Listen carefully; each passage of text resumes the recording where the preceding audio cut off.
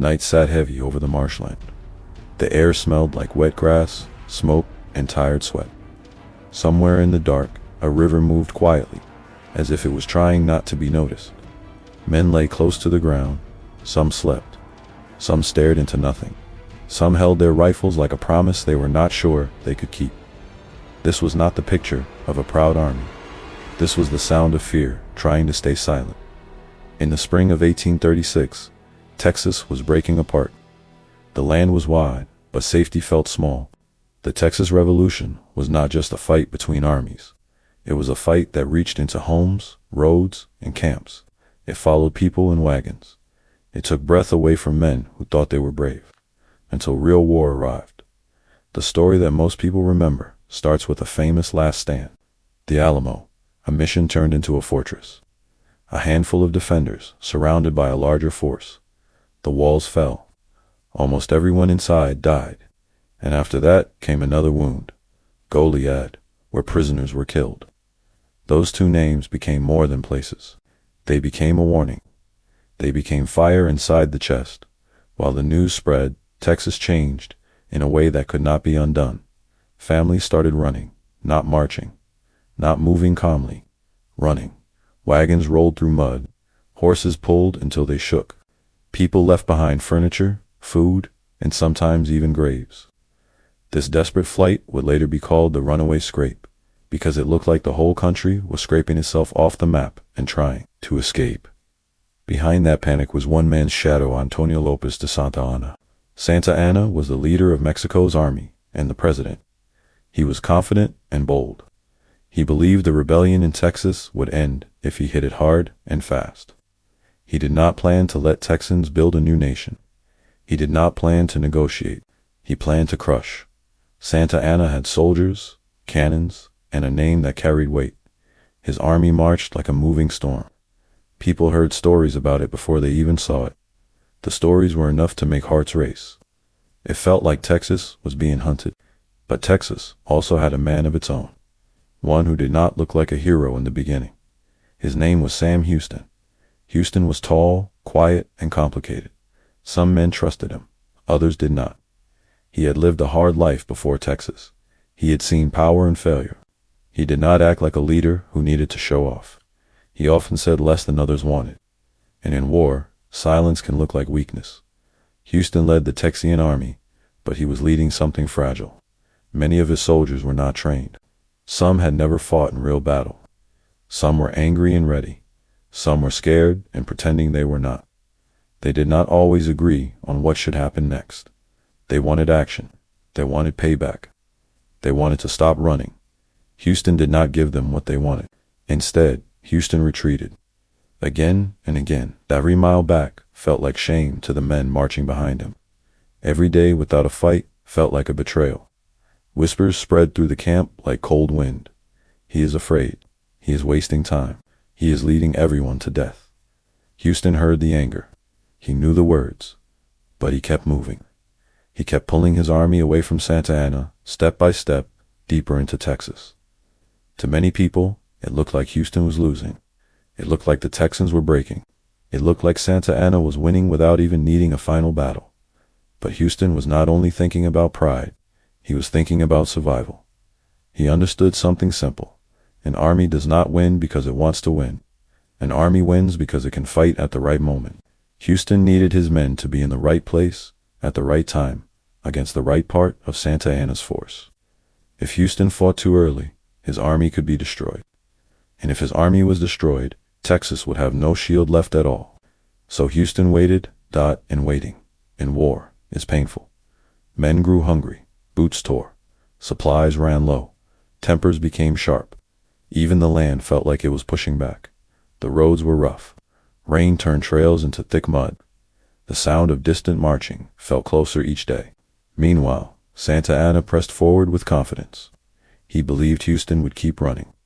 He believed Texas was already beaten in spirit. He believed fear had done the job for him. That belief was dangerous because it made him careless. Santa Anna also made a choice that would later haunt him. He split his forces. He moved fast. He tried to cover too much ground at once, as if Texas was already under his control. He wanted the final victory quickly, and he believed it was only a matter of time. In late April, Houston's army moved toward the area near the San Jacinto River. The land there was strange and risky. There were marshes, tall grass, and water that could trap men if they had no way out. It was not a place for a safe mistake, but it was a place where a smart leader could hide a plan. Houston watched. He listened. He measured the ground. He studied the enemy's movement. He waited for a moment when Santa Anna would relax. In the Texian camp, the mood was tense. Many soldiers did not know what Houston was thinking. They only knew they were tired of retreating. They were tired of being chased. They were tired of hearing the names Alamo and Goliad like a prayer for the dead. They wanted to fight. Some men sat by the fire, staring into the flames, not speaking. Some cleaned their weapons again and again, as if cleaning could calm their hands. Some wrote letters they might never send. Some whispered about home. Some prayed without saying the words out loud. Houston walked through that camp like a man carrying a storm inside his chest. He had to hold the army together. He had to hold the plan together. And he had to hold the future together, even if no one thanked him for it, because Houston knew this. One battle was coming, and when it came, it would not be long. It would be fast. It would be brutal. It would decide everything. In the dark, near San Jacinto, the Texian soldiers did not yet know the famous number. They did not yet know the legend that history would repeat. They only knew that the air felt different. They only knew that running could not last forever. And somewhere nearby, in a camp that felt too safe, Santa Anna believed the danger had passed. The land was quiet. The river kept moving. The grass kept swaying. But under that calm surface, Texas was about to strike. Morning came slowly over the Texas prairie. The sun rose, but it did not bring comfort. It only showed the truth more clearly: mud on boots, tired faces, and a camp that looked like it had been dragged across the land. Sam Houston stood, where he could see the men without making a speech.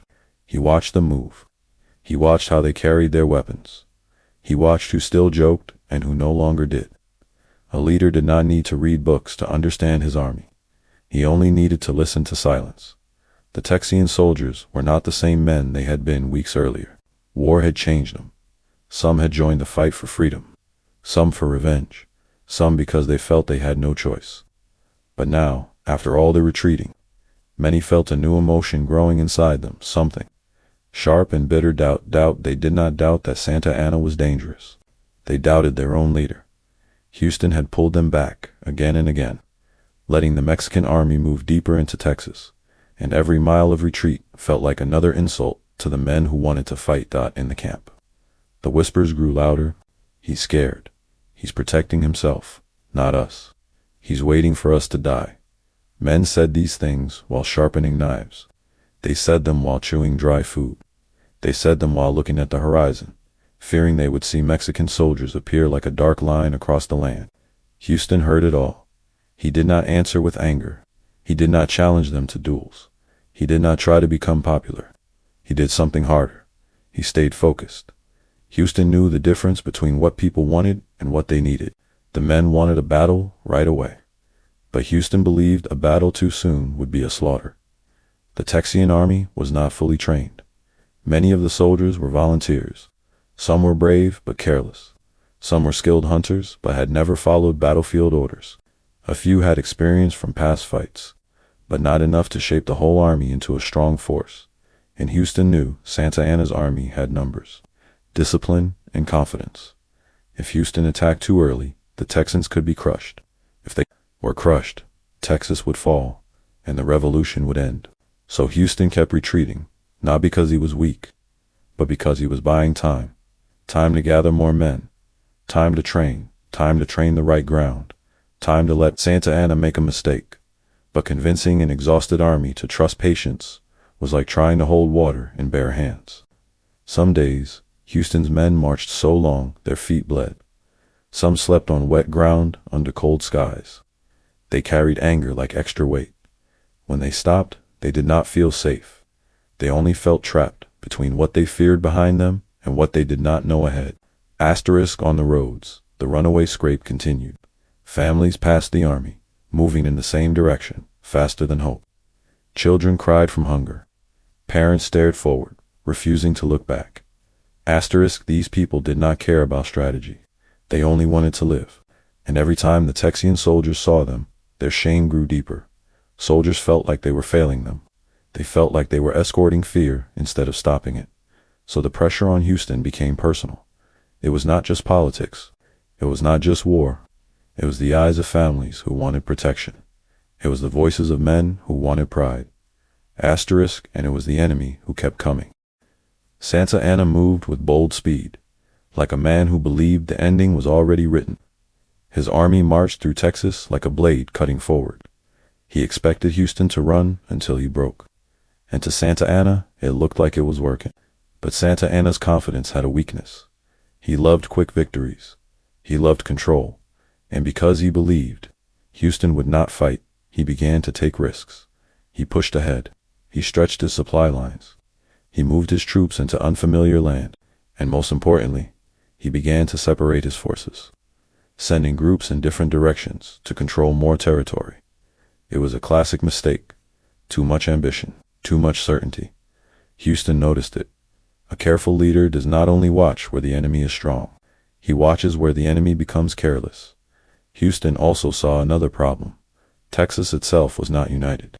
Some leaders argued about decisions. Some wanted Houston removed. Some believed someone else should take command. News traveled through the camp like sparks, and a camp full of sparks can catch fire.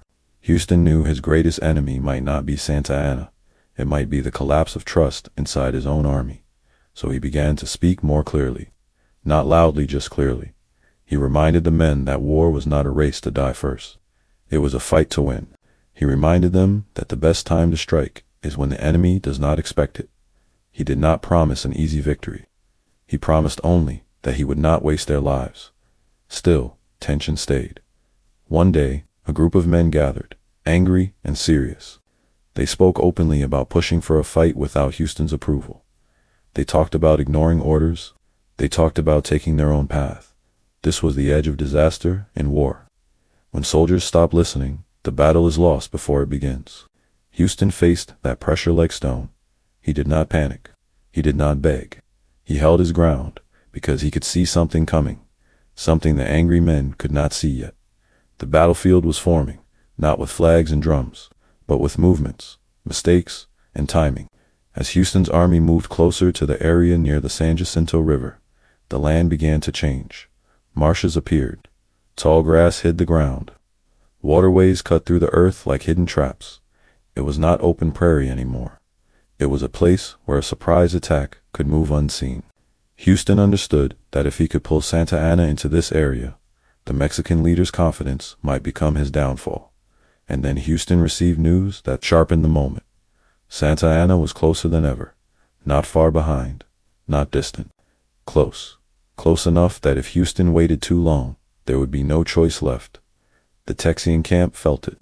Even the men who had shouted about cowardice began to quiet down. They checked their rifles more carefully. They looked at the horizon longer.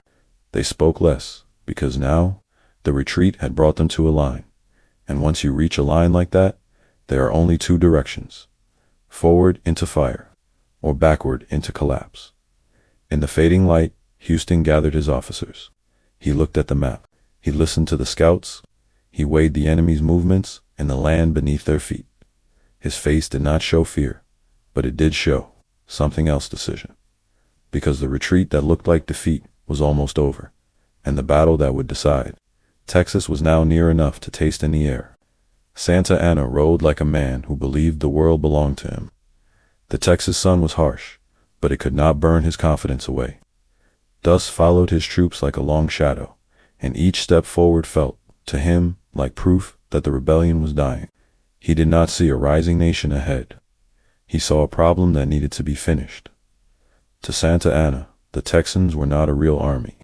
Many were settlers, farmers, traders, men who had taken land and now wanted to break away from Mexican rule.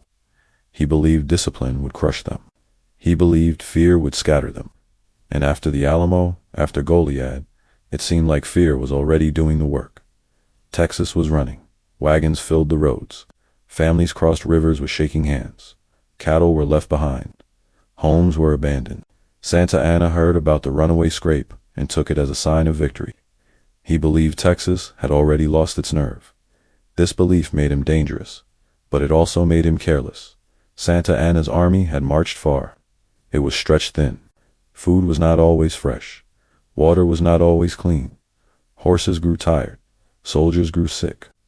Texas was not friendly land to an invading force, and the deeper they went, the harder it became to control everything. But Santa Anna refused to slow down. He wanted a fast ending. He wanted a clear victory. And he wanted the world to remember his name as the man who crushed the rebellion. That hunger for glory was the quiet crack in his armor. When a leader starts chasing a story, he stops respecting reality. As his troops moved through Texas, Santa Anna made choices that looked bold. He divided his forces to cover more ground. He sent commanders in different directions, aiming to capture leaders, control towns, and block escape routes. In his mind, this was smart. Texas was large, and he wanted to close every door at once. But splitting an army also split strength, and Santa Anna believed he could do it, because he believed the Texans would not fight. He believed Sam Houston was running because Houston was weak. Santa Anna did not fully understand Houston.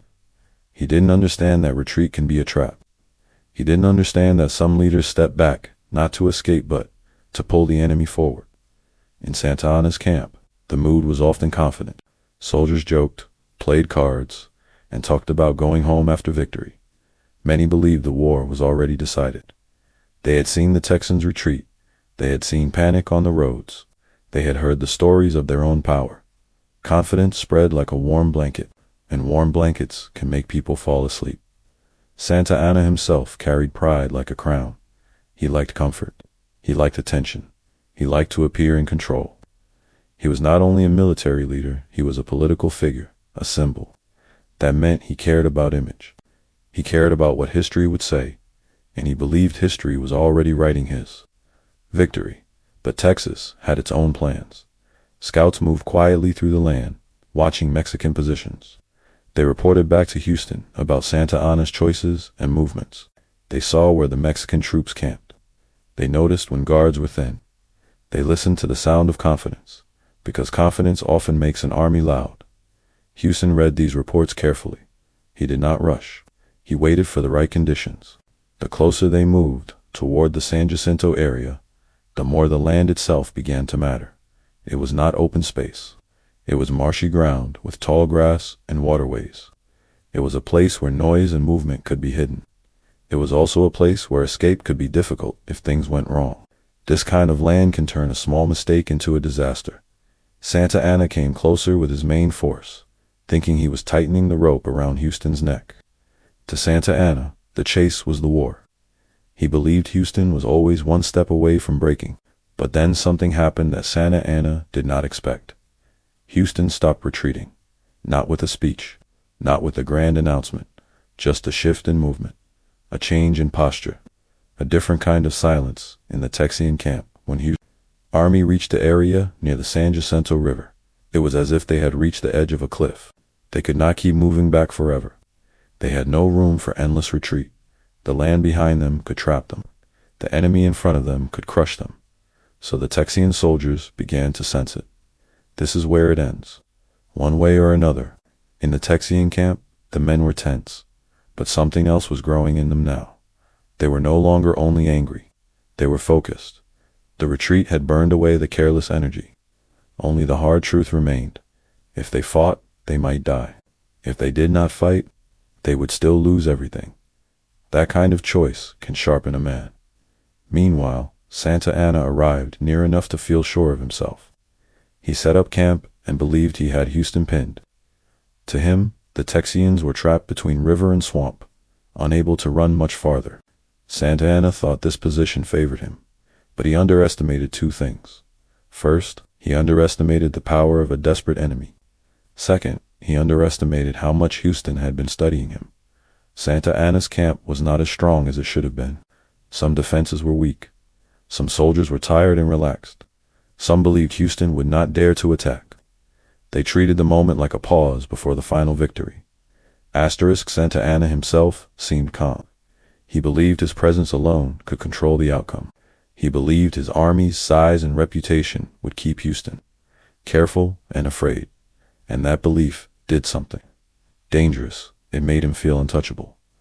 The day was moving toward late afternoon. The light changed. Shadows stretched.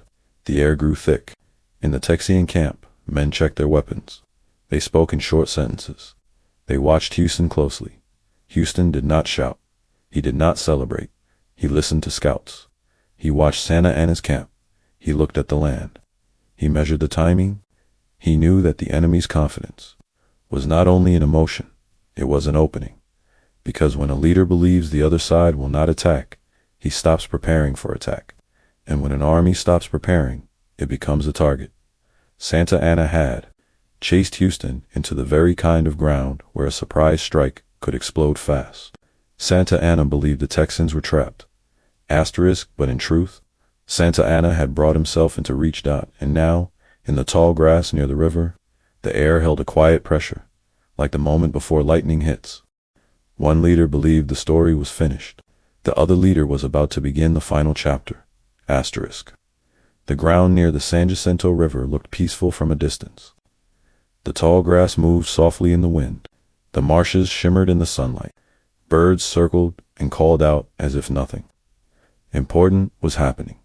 But the calm was a trick. Two armies sat close enough to change history, and neither of them could truly breathe. One side was hungry, angry, and tired of running.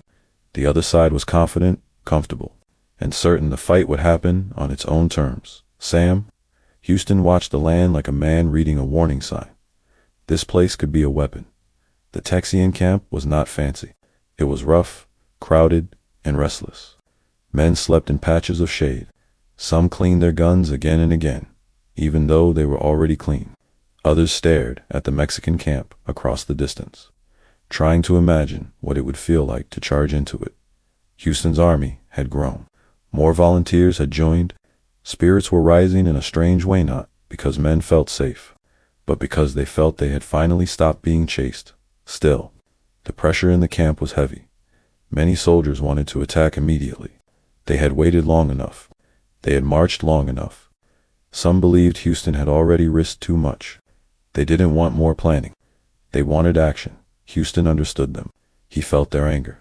He knew their pain, but he also knew the cost of rushing. A surprise attack only works if it is truly a surprise, and surprise is fragile. One bad movement, one loud mistake, one early shot, and the enemy wakes up ready. So Houston took his time. He met with scouts. He listened to reports. He studied Santa Anna's camp.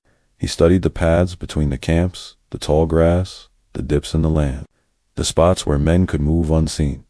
The scouts said the same thing again and again. The Mexican camp looked relaxed. Santa Anna's soldiers were tired from marching, but they were also confident. They believed Houston would not attack. They believed he was trapped. They believed time was on Mexico's side. In war, belief shapes behavior. And in Santa Anna's camp, belief was making men careless. Some soldiers rested in the open. Some stacked their weapons nearby without holding them close. Guards were present, but not as alert as they should be. Fortifications were not strong. The camp looked like a place waiting for morning, not a place preparing for sudden death. That camp felt too safe. Houston saw it and did not smile. He did not celebrate. He only became more serious, because a leader who sees an opening must decide, is it real or is it bait? Houston needed to know whether Santa Anna had a larger force close enough to rush in if the Texans attacked. He needed to know whether the Mexican troops were truly unprepared or simply waiting to spring a trap. So Houston waited a little longer in the Texian camp. That waiting was hard. Men felt like their nerves were being rubbed raw. They were close to battle, and that closeness made them restless. Some argued with officers. Some joked too loudly, trying to cover fear. Some grew quiet, as if they were already imagining the sounds of gunfire.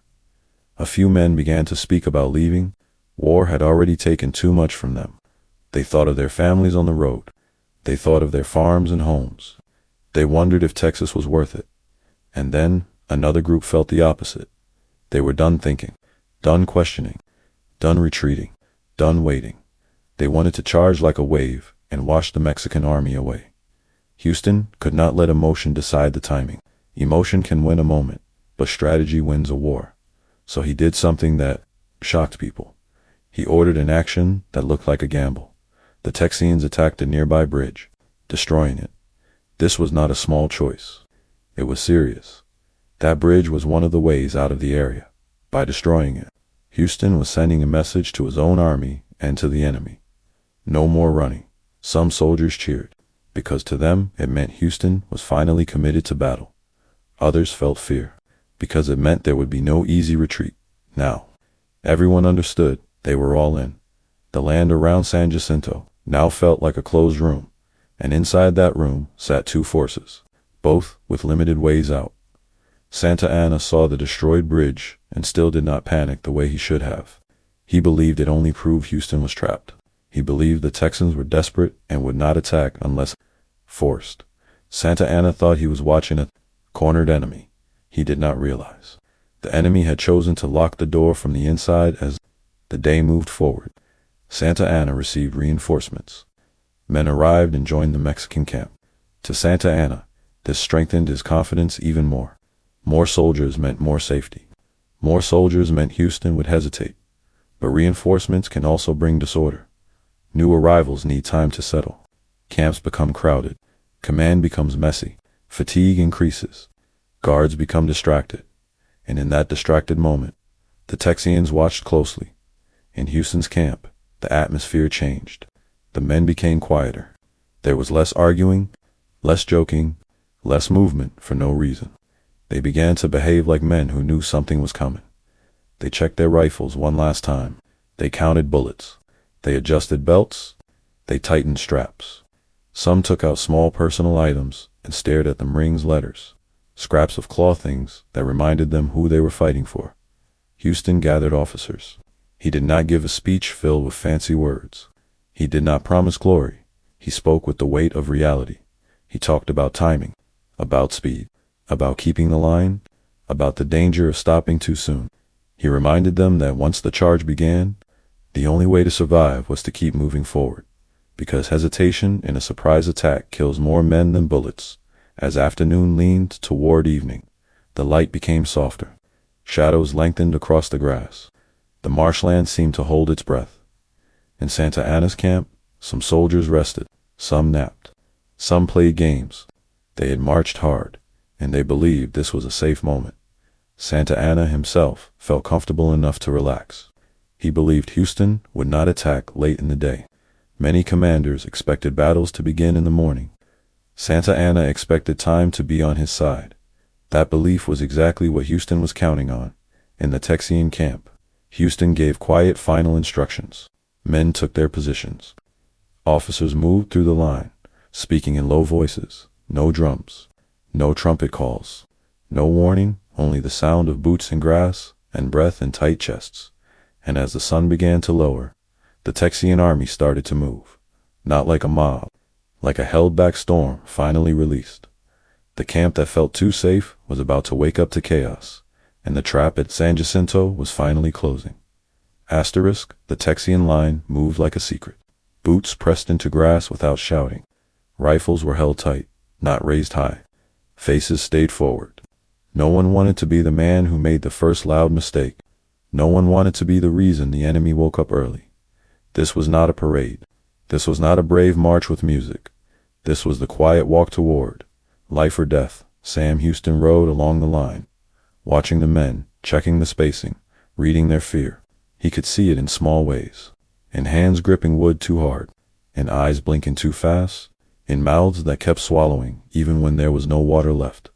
But he also saw something else. He saw determination. These men had been insulted, chased, and doubted.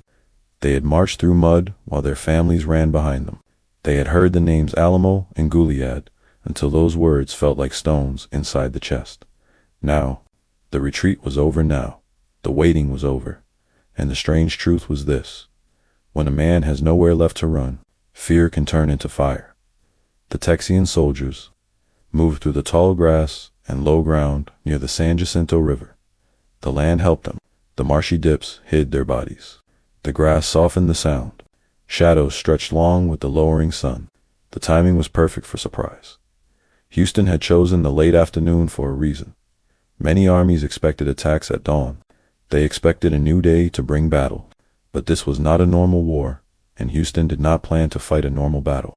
He planned to strike when the enemy's mind was relaxed, when guards were tired, when the camp was thinking about rest. Across the field, the Mexican camp looked calm. Some soldiers were sitting. Some were sleeping. Some were not wearing full gear. Some weapons were stacked, not held. Even though Santa Anna was nearby, the camp did not feel like it was on the edge of attack. It felt like it believed the danger had passed. That was the opening. The Texians drew closer. The air felt thicker with every step. Men began to hear small sounds from the enemy camp voices. Movement, maybe laughter. Those sounds felt unreal, as if the enemy did not understand what was about to hit them. Houston's officers passed down instructions in low voices. Keep moving. Stay with your unit. Don't fire too early. Don't stop.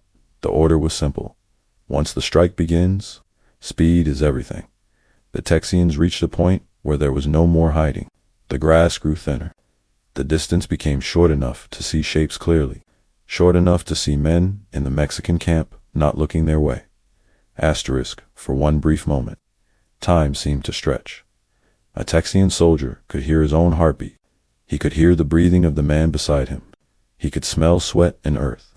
He could feel the weight of his rifle like it was heavier than it had ever been. Somewhere in the line, a man whispered a name, Alamo. Another voice responded, barely louder, Goliad. These were not just words. They were memories of loss. They were reasons to move. And then the quiet ended. The Texians surged forward, not slowly, not carefully. They charged. They ran like men who had carried anger for too long and could not hold it anymore. They ran across the open ground with rifles and knives and raw emotion. And as they charged, their voices rose into one violent shout. Remember the Alamo. Remember Goliad. The cry hit the air like thunder in the Mexican camp. Heads snapped up. Soldiers woke, confused. Some stood too fast. Some reached for weapons that were not in their hands. Some looked around, trying to understand what was happening. But in war, understanding can come too late. The Texians crashed into the camp with shock and speed. Gunfire cracked. Smoke burst into the air. Horses screamed. Men shouted orders. But the Mexican camp did not have time to form proper lines. Many Mexican soldiers were caught mid-rest.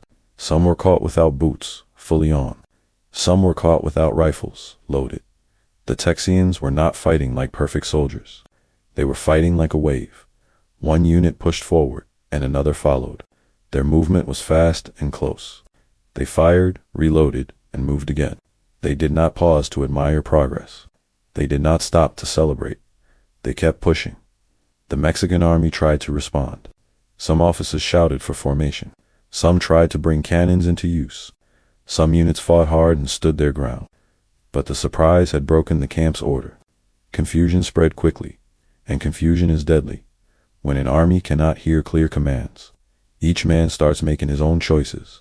Some fight, some run, some freeze.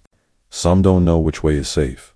The Texian soldiers, fueled by rage and grief, did not give the Mexican troops time to recover. They pressed forward again and again. For Santa Anna's men, the battle did not feel like a normal battle. It felt like a sudden collapse. One moment the camp was safe, and the next moment the camp was chaos. Santa Anna himself was caught off guard. He had expected Houston to hesitate. He had expected a slow fight or a fight at another time. He did not expect a full strike late in the day. With such speed and violence, now his camp was exploding. Houston, in the center of this storm, stayed focused. He rode where he could, directing the push. He knew the most dangerous moment in a surprise attack is not the start, it is the middle dot. Because in the middle, the attackers might slow down. They might get distracted. They might start looting or chasing. They might break their own formation. Houston could not let that happen. He needed this attack to stay sharp until the Mexican resistance broke completely. The Texians kept moving.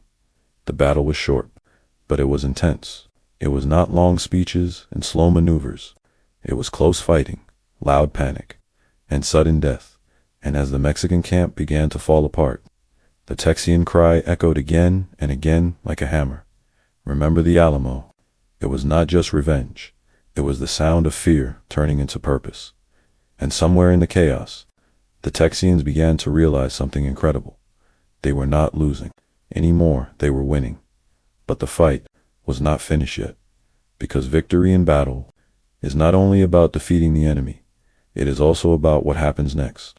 When the enemy breaks, when men run, when anger takes control, and in the heat of San Jacinto, the next moments would decide the meaning of the victory. Asterisk, the fighting at San Jacinto did not last long, but it felt like a lifetime to the men inside it. Smoke filled the air so thick it burned the throat. The sound of rifles and shouting mixed together until it became one harsh roar. Horses kicked and screamed. Men tripped over tents, over gear, over bodies. Orders were shouted, but many of them were lost in the noise. The Texians kept pushing forward. They were not moving like a slow army. They were moving like a fast storm. Their attack had started with surprise, and now it was gaining power. The Mexican camp was still waking up, while the Texians were already inside it. For the Mexican soldiers, the world turned upside down in seconds. One moment they were resting. The next moment they were running for weapons. Some found rifles and fired back. Some tried to form lines, but the lines broke as soon as they started. Some officers shouted to stand, to hold, to fight. A few groups did fight hard, but the camp was too scattered and too confused. The Texians had something stronger than perfect training. They had purpose. Each time a Texian soldier moved forward, he carried a picture in his mind-burned walls. Dead friends, families on the road. That kind of memory can become fuel. It can also become danger. It can make men fight beyond reason. Sam Houston rode as close to the front as he could. Not because he wanted glory, but because he needed control. The hardest part of a surprise attack is keeping the attackers focused after the first shock. A camp can be captured quickly, and then everything can fall apart if the attacking force loses. Disciplined. Houston knew this, so he pushed his officers to keep the men moving. Keep the pressure. Don't stop. Don't spread out. Don't get lost in the smoke. The Texians fired, then rushed forward again. Some used knives and the ends of rifles in close fighting. It was fast and brutal. Men barely had time to think. They moved on instinct, on fear, and on rage. Then, almost suddenly, the Mexican camp began to break. It did not break in a neat way. It broke like glass. A Mexican soldier would look around and see units falling apart. He would see friends running. He would see officers yelling with no one listening. He would see the Texian line coming forward again, not stopping, not slowing, and then he would make a choice. Fight or flee. Many fled. They ran toward open ground, toward the marsh, toward the river Runaway that felt like escape. But the land around San Jacinto was not built for clean escape. The marshes were thick. The ground could swallow boots. Water cut through the area like a trap. Men who ran without direction found themselves stuck. Men who ran together pushed each other down. Men who tried to hide in tall grass were discovered. The battle that had lasted only minutes turned into something longer and darker. Because once an army breaks, the fighting becomes less organized and more personal. Texian soldiers chased Mexican soldiers across the field. The air was still full of shouting, but now the shouting sounded different. It was not the sound of two armies meeting. It was the sound of one side collapsing while the other side hunted. Houston could see the danger of this moment. Victory can turn ugly if anger takes over. Many Texians had lost friends at the Alamo and Goliad. They did not want prisoners. They wanted payment. Some Mexican soldiers tried to surrender. Some threw down weapons and raised hands. Some shouted words they hoped the Texans would understand. But the field was loud. Smoke was everywhere. People were moving fast, and the emotions were stronger than rules. Houston himself was wounded during the fighting. A bullet struck his leg.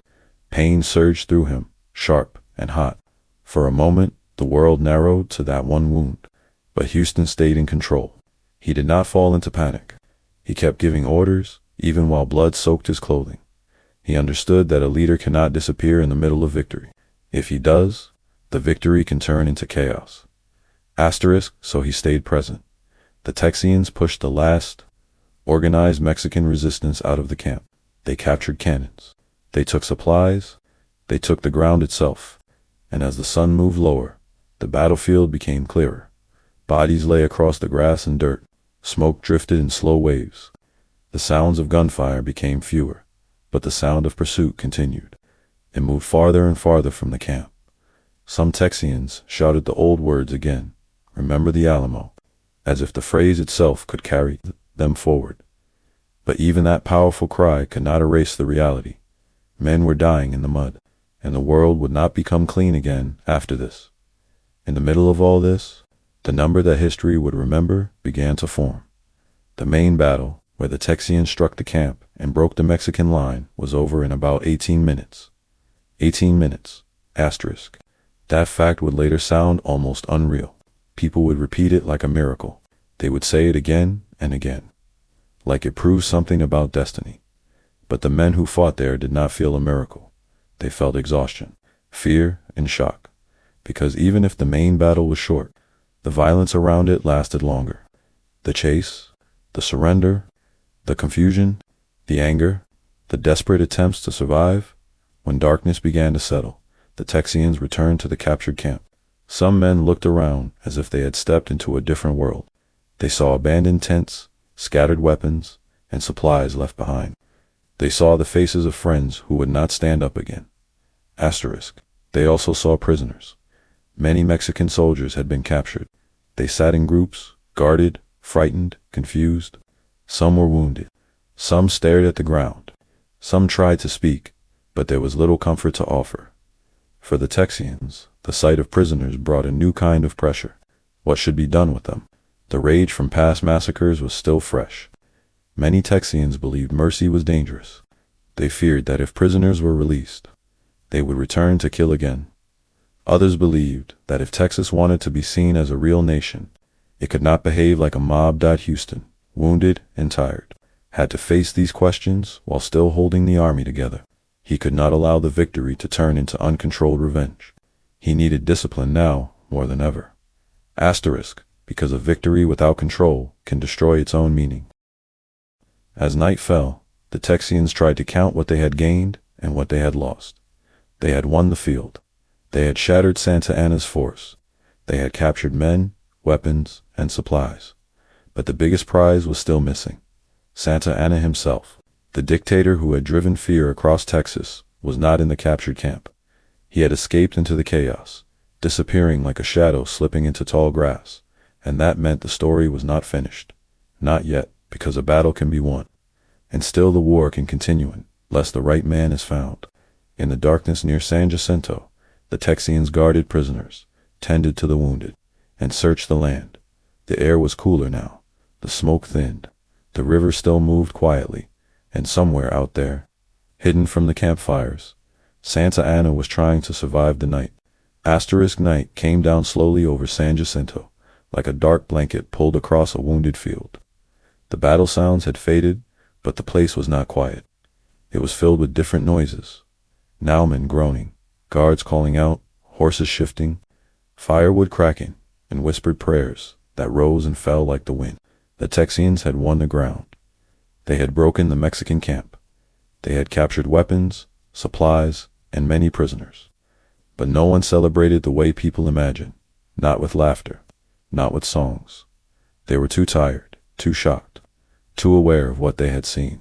Some men sat by the fire, staring into the flames, not speaking. Their hands still shook, even after the shooting stopped. Some cleaned their rifles again, out of habit. Some walked across the field, searching for friends, calling names into the darkness, hoping for an answer. Others found bodies instead. The victory had a weight. It was heavy like wet clothing that would not come off. Every man knew the battle had changed Texas, but many also knew it had changed them. In the center of the camp, Sam Houston was alive, but he was hurt. The bullet in his leg had not killed him, but it had taken a piece of strength. Blood had soaked his pants. Pain moved through him with every shift, like a sharp reminder that leadership does not protect a man from bullets. Houston did not sleep much that night. He stayed close to his officers. He listened to reports. He asked the same question again and again. Where is Santa Anna? Because Houston knew something important. Winning a battle is one thing. Ending a war is another. If Santa Anna escaped, he could rebuild. He could call in more troops. He could drag Texas back into fear and fire.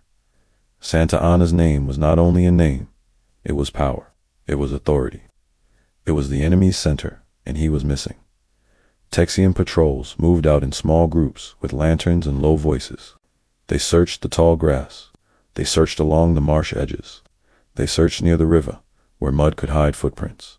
Some followed broken paths where fleeing soldiers had run. Some checked areas where a man might crawl and hide like an animal trying to survive. The night air was damp and cool.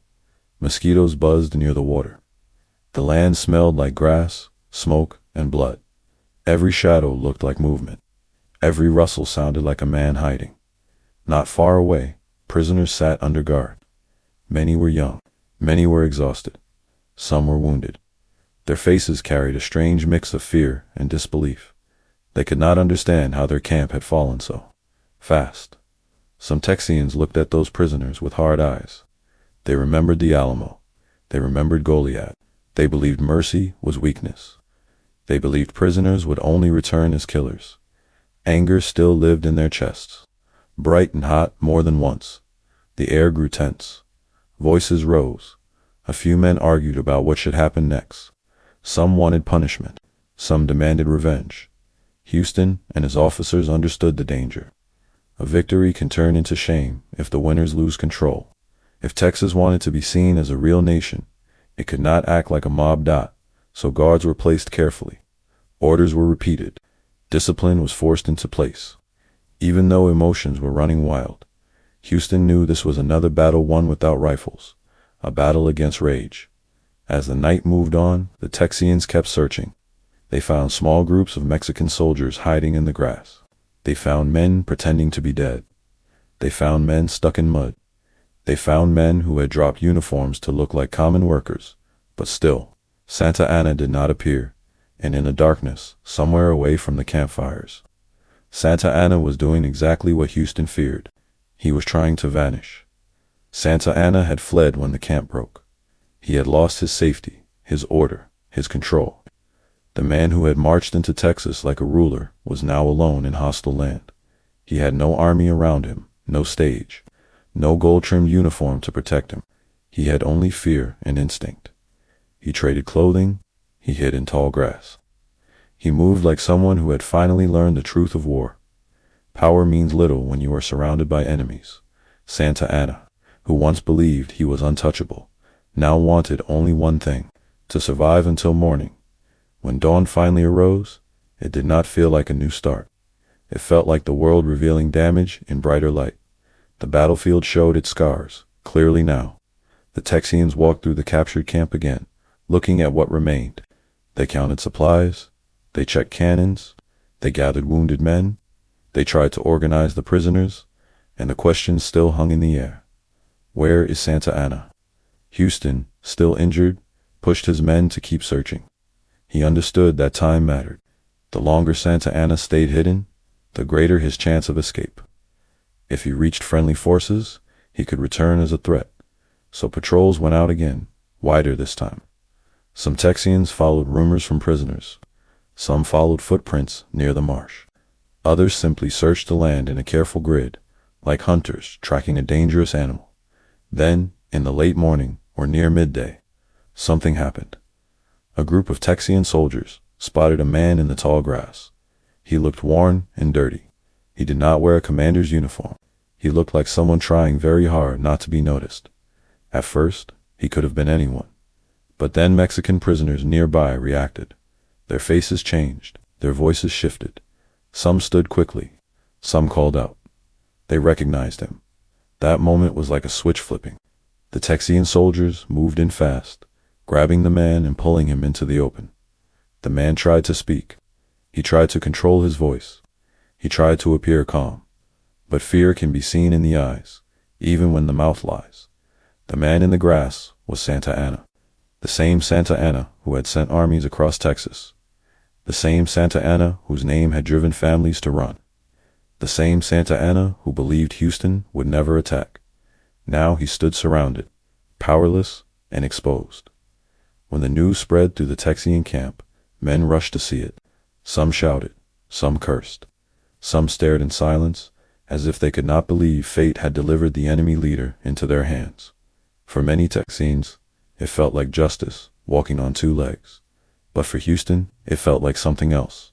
It felt like the war finally had a handle. Santa Anna was brought under guard. He was treated as a prisoner, but not as a common one. Houston understood that Santa Anna's life had value not because Santa Anna deserved kindness, but because his capture could end the fighting. A dead Santa Anna might become a symbol. A living Santa Anna could become leverage. When Santa Anna was brought to Houston, the scene carried heavy tension. Houston, wounded, had to sit or lean, but his presence still held weight. Santa Anna, dusty and shaken, tried to regain dignity. He tried to speak like a leader again. He tried to negotiate like the story was still under his control, but the truth had changed. The battlefield had flipped the power. Now, Santa Anna was no longer the hunter. He was the captured man in the grass. And in that moment, Texas did not just win a battle. Texas gained a chance to secure its future, because the next step was not more gunfire. The next step was forcing the enemy to accept what the battlefield had proven. Texas was not running anymore. Texas was standing. Santa Anna's capture spread through the Texian camp like wildfire. Men who had been too tired to speak suddenly found strength to move. They gathered in clusters, pointing, whispering, and staring as if they needed to see him with their own eyes to believe it was real. Just yesterday, his name had meant fear. Now, he stood under guard, wearing plain clothes, dirty and shaken, trying to look like the same powerful leader he had been in his own camp. But the land did not respect titles, and the Texians did not forget the Alamo or Goliath. Many of the Texian soldiers wanted one simple thing. They wanted Santa Anna dead to them. It felt fair. It felt clean. It felt like balance. They believed if Santa Anna lived, more Texans would die later. They believed mercy would invite another tragedy. The anger in the camp was not quiet anymore. It rose in voices, in clenched fists, in hard looks. Some men stepped forward as if they were ready to take him right there. This was the next danger. Not a Mexican attack, a Texian decision. Sam Houston understood what his soldiers were feeling. He carried the same grief, the same memories, the same pressure in his chest. He was wounded, weak in the body, but clear in the mind. And he knew something that many of the men did not want to hear. A dead Santa Anna could not sign anything. A dead Santa Anna could not order his armies to leave.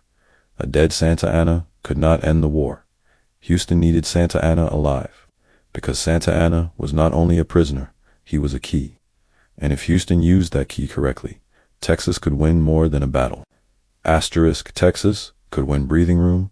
Texas could win time. Texas could win a future. So Houston made sure Santa Anna was protected, not for Santa Anna's sake, but for Texas. Guards were assigned. Officers repeated strict orders. Santa Anna was kept away from angry crowds. The Texians were told, plainly, that killing him could cost them everything. Some soldiers did not like that. Some hated it. But Houston's authority held. Even with a bullet in his leg, Santa Anna, watching all of this, began to understand his new reality. He was no longer the man giving commands. He was the man trying to stay alive. His voice mattered only because the Texans allowed it to matter. So he began to bargain at first. Santa Anna tried to speak like a ruler. He talked about his position, his importance, his ability to bring order. He tried to turn the conversation into a deal between two leaders. But Houston and his officers did not treat him like a ruler. They treated him like a captured man who had lost. That shift in power was sharp. Santa Anna could feel it. He changed his approach. He began to offer what he still had, influence.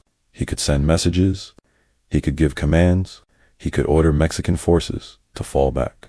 He could ask commanders to stop burning and chasing. He could, in simple terms, help end the fighting. Houston listened carefully. He did not rush. He did not celebrate. He did not trust Santa Anna's words without thinking. Houston knew Santa Anna was smart, and a smart man will say anything to save himself. So Houston asked one question again and again in different ways. What can you do right now? Santa Anna's answer was clear. He could order a withdrawal. He could stop the chase. He could tell Mexican forces to leave Texas. That was the prize. But there was a problem. Even if Santa Anna gave the order, would the Mexican commanders obey? Some might not. Santa Anna had power, but power weakens when a leader is captured. Some commanders might decide to keep fighting. Others might choose retreat to save their own men. Houston needed to act fast and carefully. The Texians were not in perfect shape. Many were tired, injured, and poorly supplied. They had won at San Jacinto, but they were still vulnerable. If Mexican forces regrouped and attacked again, the Texians might not have the same advantage. So, Houston pushed for a clear message. Santa Anna wrote and sent orders to his generals. He told them to stop fighting and to withdraw. He warned them, directly or indirectly, that his life depended on it. He used the only leverage he had left, his authority, and the fear of what would happen if he died. For Houston, each message was a step. For the Texians, each message was a test of patience. Because while this negotiation was happening, the camp still held prisoners. Many Mexican soldiers sat guarded and frightened. The Texians looked at them with mixed feelings. Some saw human beings who had been caught in war. Others saw the face of Alamo and Goliad. Tension stayed high. Houston and his officers had to keep order. They had to keep the victory from turning into uncontrolled revenge. They also had to keep the Texian army ready, because until withdrawal truly happened, nothing was guaranteed. Days can feel long after a battle. Men do not relax easily. Every sound in the night feels like an attack. Every movement in the distance feels suspicious. The Texians watched the horizon the way starving men watch food, and Santa Anna watched the Texians the way a trapped man watches a door. He understood he was alive only because he was. Useful. That understanding changed him. It stripped away pride. It made his voice softer. It made his eyes sharper. He tried to speak carefully, because every wrong word could end him. Eventually, the bargaining moved toward written agreements. Santa Anna agreed to terms that would push Mexican forces out and support Texas as separate from Mexico. The Texans wanted something solid, something they could point to and say, "This is why the war stops." But even paper has limits. A signature can end fighting on one day and still leave problems for the future. Both sides knew that.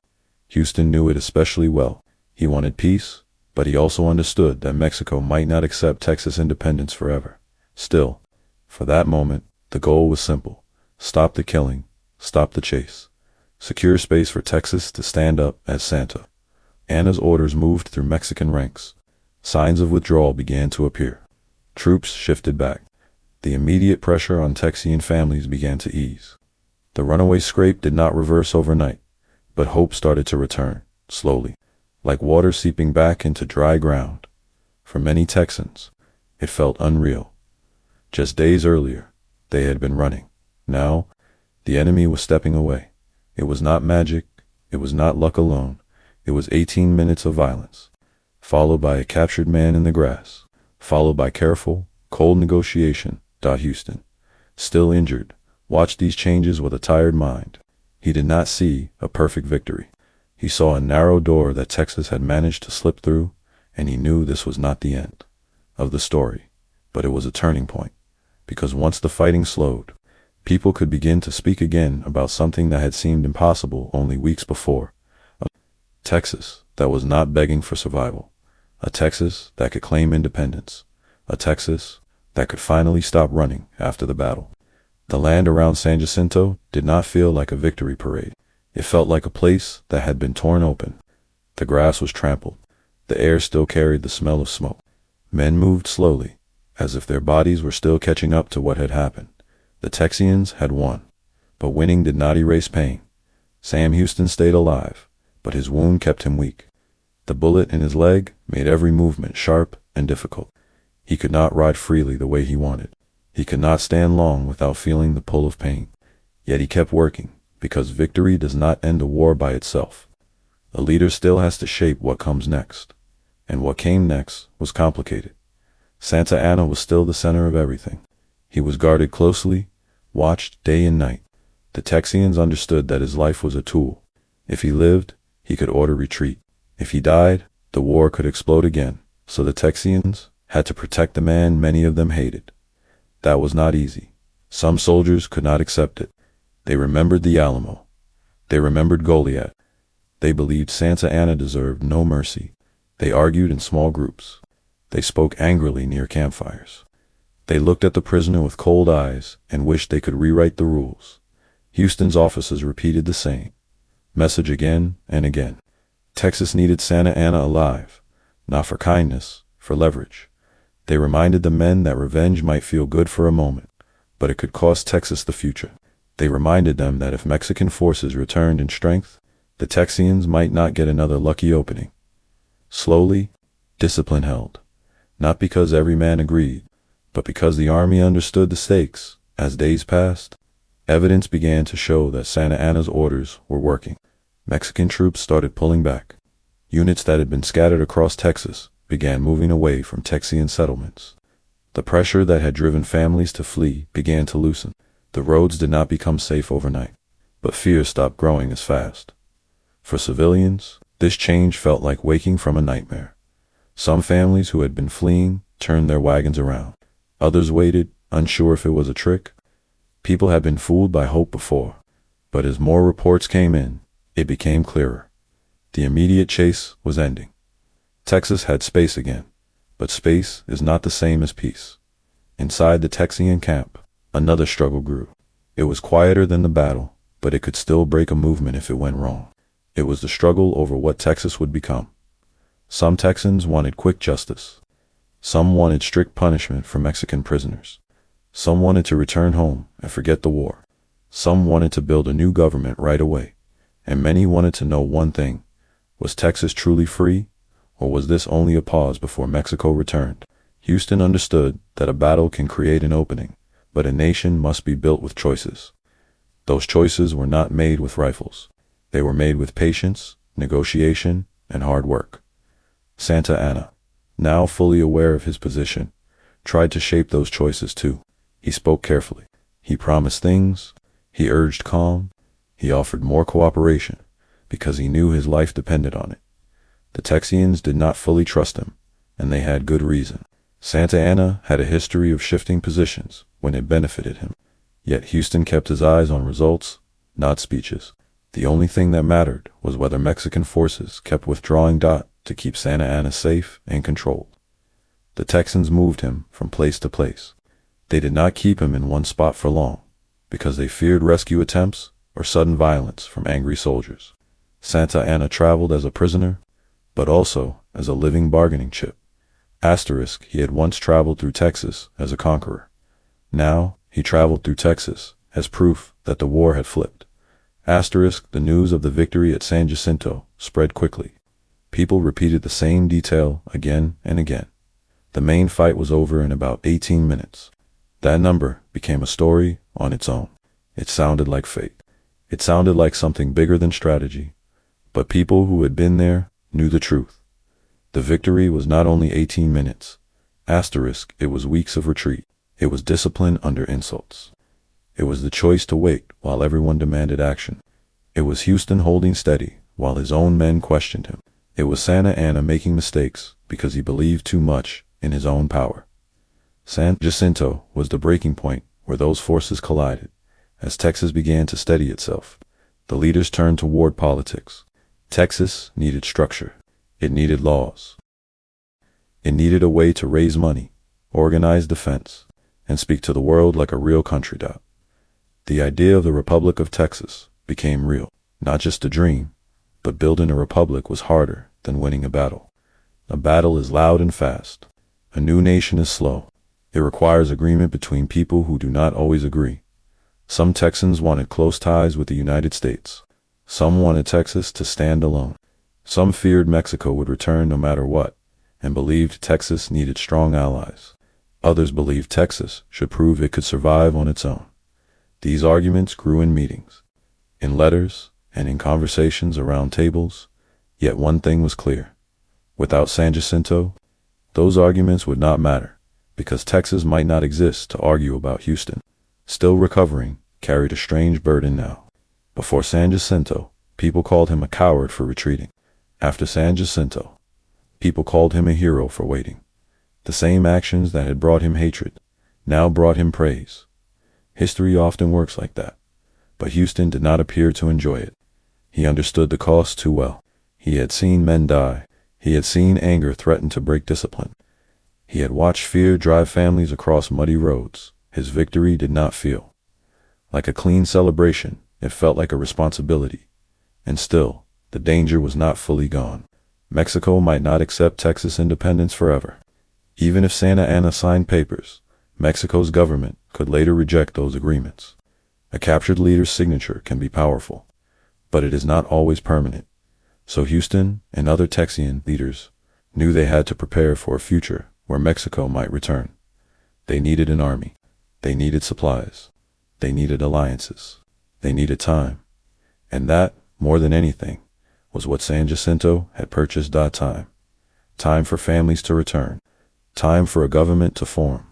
Time for Texas to stand up and say, "We are here."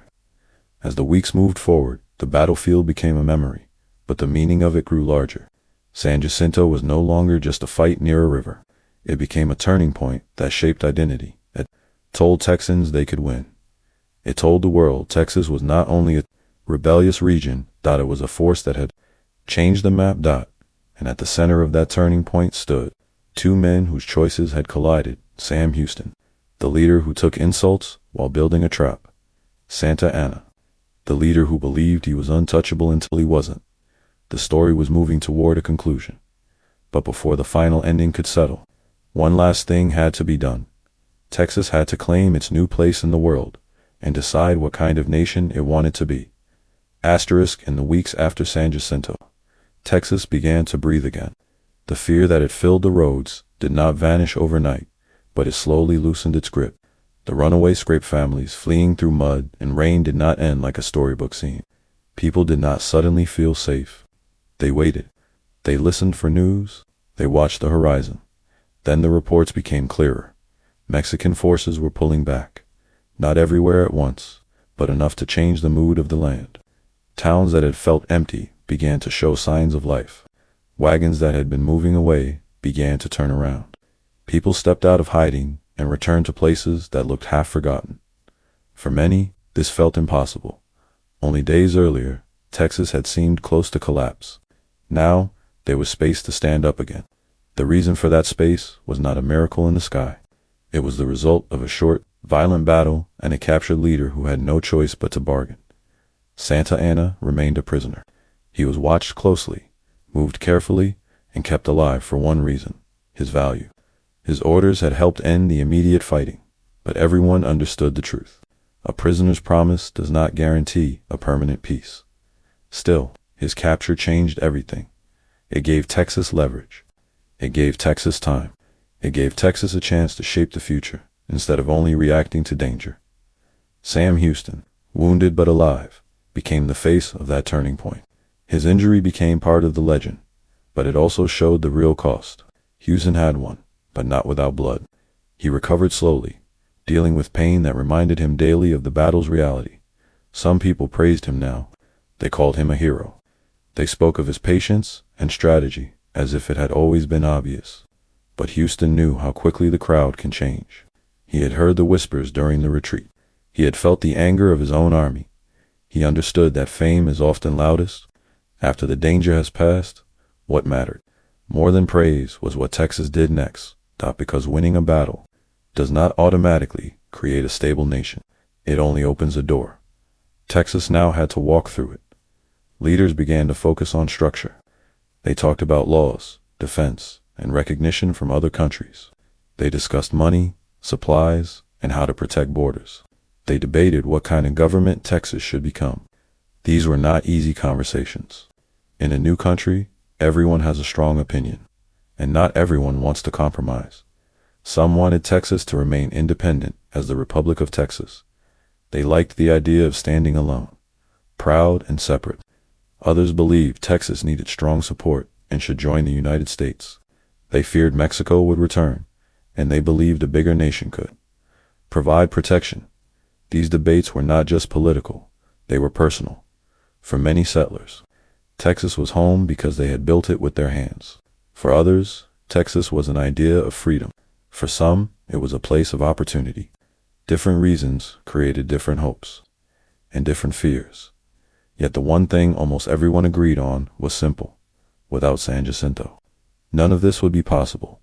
San Jacinto became more than a battlefield. It became a symbol. It was proof that Texas could win when it seemed outnumbered and exhausted. It was proof that strategy could defeat confidence. And it was proof that a leader who looks weak while retreating might be doing the strongest thing a commander can do, choosing the right moment. But legends can hide uncomfortable truths. Many Texans remembered the Alamo and Goliad as painful wounds, and those memories fueled the battle. That is true. Yet the violence after San Jacinto also raised hard questions. Not every moment after a victory is honorable. Anger can control men. Fear can change behavior. War is rarely clean. Houston tried to hold discipline, but he could not control every heart. Some events in the aftermath troubled people, even those who supported the revolution. These realities are part of the true story, even if they are not always included in simple versions.